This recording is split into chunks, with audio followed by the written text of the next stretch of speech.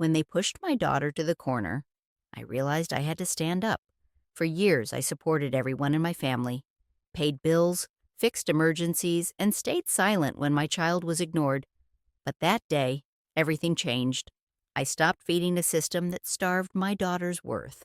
And for the first time, she sat tall, proud, seen. When I walked into my sister's house that Sunday afternoon, I didn't expect anything except a normal family dinner. But the moment I stepped into the living room, I stopped.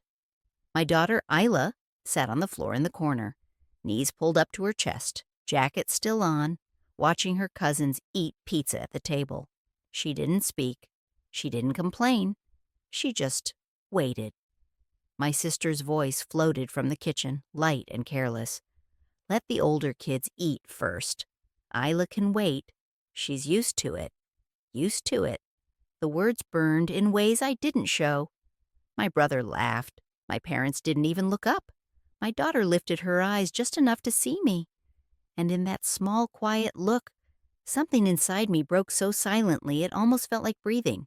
I didn't shout. I didn't explain. I didn't ask why my child was being treated like an afterthought in a family I'd held together for years. I simply said, Isla, sweetheart, put your shoes on. We're leaving. And we walked out. What no one in that house realized was that the moment they pushed my daughter to the floor, they pushed themselves out of my life, because this wasn't new. It just finally became undeniable. For years, my family had depended on me, the responsible one. I paid for emergencies, fixed car issues, covered bills, bought groceries, handled holidays. Whenever anyone needed anything, they came to me. But when I needed something, silence. When Isla was born, my mother always held my niece first. My brother's kids always got the better toys, the bigger gifts, the first seats, the first slices. Ayla learned to wait before she learned to walk. I didn't see the pattern then, but I saw it clearly the day she sat on that floor. That night, when we got home, Ayla asked me a question that still echoes in my bones. Mama, was there no space for me? I felt something shift inside me, sharp, final. There would never be a day again where my daughter questioned her place. The next morning, I pulled out my notebook. I canceled the monthly emergency fund. I removed myself from my parents' loan. I shut down the family group where responsibilities landed on me every week. I blocked the payment reminders. I stopped being the emotional, financial, and invisible backbone of a family that couldn't make room for my child. And just like that, their comfort collapsed. My mother called first. The electricity bill bounced. Did you forget? No, I said. I remembered. My sister snapped next. The birthday expenses you promised.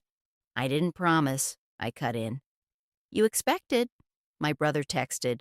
We're struggling. Help us. You're adults, I replied. Act like it. None of them understood at first. None of them believed the cycle was truly over. But it was, because the day they taught my daughter she belonged on the floor was the day I stopped kneeling for them. Weeks passed. Their panic grew. Their excuses shifted into apologies. Their demands softened into requests. Their entitlement became fear.